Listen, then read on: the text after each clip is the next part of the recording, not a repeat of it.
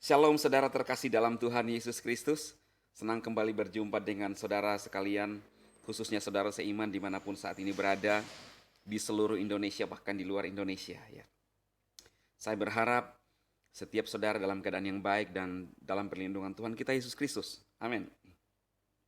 Nah saudara, hari ini saya akan membahas sebuah ayat di mana ayat ini menjadi, kalau saya bilang, kekalahan bagi pendeta Mumek yang mengaku sebagai pendeta, kemudian beralih pindah keyakinan jadi mualaf. Walaupun saya sudah menjelaskan juga dan melihat latar belakangnya bahwa dia sendiri lebih percaya kepada kitab saksi-saksi Yehova, saudara, yang tidak percaya tentang ketuhanan Yesus. Nah, ayat ini digunakan untuk menjadi perbincangan dengan Ustadz Ahmad Kainama pada saat detik-detik pendeta Danse Mumek akan hijrah pindah keyakinan. Dia menjelaskan tentang Kisah 4 ayat 12.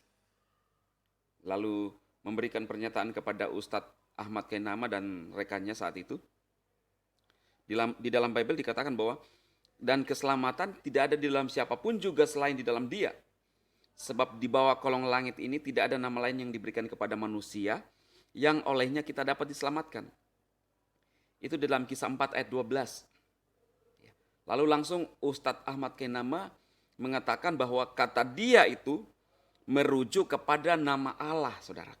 Bukan kepada Yesus. Nah, saya ingin menanggapi bahwa ini sudah salah.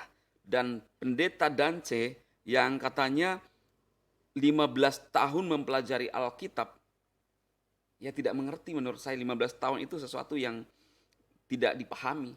Waktu bukanlah ukuran kita memahami segala sesuatunya kalau kita tidak memberikan diri kita untuk mengerti sungguh-sungguh. Jadi di situ Pak Danse tidak bisa ngapa-ngapain, tidak bisa menjelaskan.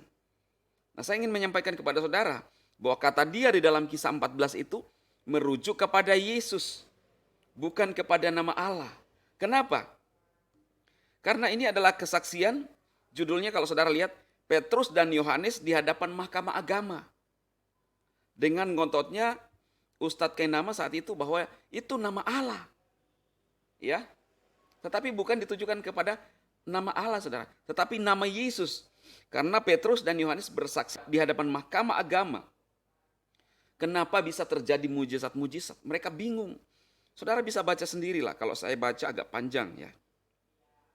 Jadi saya cuma menekankan kepada saudara bahwa itu merujuk kepada Tuhan Yesus. Di mana Petrus dan Yohanes bersaksi di depan Mahkamah Agama dan menceritakan tentang siapa Yesus itu, siapa dia itu. Itu sebabnya di dalam ayat yang selanjutnya dikatakan bahwa mereka dilarang untuk memberitakan nama itu. Sebab di Yerusalem sangat nyata, memang menonjol. Mujizat yang dibuat oleh murid-murid Tuhan Yesus pada saat itu menonjol di dalam nama Yesus, saudara. Ya, di dalam nama Yesus. Kemarin semalam di dalam live saya membahas itu.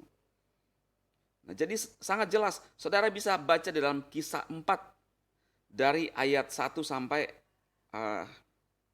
22, saudara. Ya. Di dalam ayat 18 saudara lihat. Dan setelah keduanya disuruh masuk, mereka diperintahkan supaya sama sekali jangan berbicara atau mengajar lagi dalam nama Yesus. Ya. Tetapi Petrus dan Yohanes menjawab, silahkan kamu putuskan sendiri manakah yang benar di hadapan Allah, baru menyebut Allah kan, taat kepada kamu atau taat kepada Allah. Sebab tidak mungkin bagi kami untuk tidak berkata-kata tentang apa yang telah kami lihat dan yang telah kami dengar. Ya, mereka semakin keras mengancam rasul-rasul itu, tetapi akhirnya melepaskan mereka juga sebab sidang tidak melihat jalan untuk menghukum mereka karena takut akan orang banyak yang memuliakan nama Allah berhubung dengan apa yang telah terjadi. Sebab orang yang disembuhkan oleh mujizat itu sudah lebih dari 40 tahun umurnya. Jadi nyata, saudara, ya, nyata kuasa nama Yesus yang diberitakan oleh mereka. Jadi ini kesaksian daripada Petrus dan Yohanes tentang nama Yesus, nama dia itu yang dimaksudkan oleh Petrus dan Yohanes. Nah, itu sebabnya Pak Mumek tidak bisa menjawab, lalu sangat diragukan kependetaannya.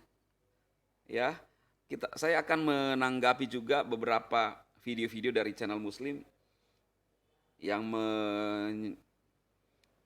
memperlihatkan ya video-video atau pernyataan-pernyataan pendeta dan Mumek ya, yang menurut saya kependetaannya itu perlu diragukan, keimanannya itu perlu diragukan. Dengan menyamakan Yesus sebagai nabi itu saja sudah sangat-sangat tidak sesuai dengan Alkitab, saudaraku ya. Jadi ini saja yang saya sampaikan kepada saudara seiman semua, supaya tidak terkontaminasi apa yang disampaikan oleh Pak Dan Mumek ya, khususnya pada saat perdebatan kecil dengan Ustadz Kainama, di mana Ustadz Kainama semacam memberikan penekanan, padahal tidak seperti itu ya. Sehingga Pak Dance tidak bisa berkata-kata, akhirnya sepaham, dan kita lihat apa yang terjadi sekarang. Dan menurut saya ya saudara, tidak lama lagi pendeta Dance Mumek akan diberikan gelar ya, diganti gelarnya jadi pendeta. Jadi ya saudara tahu sendiri ya.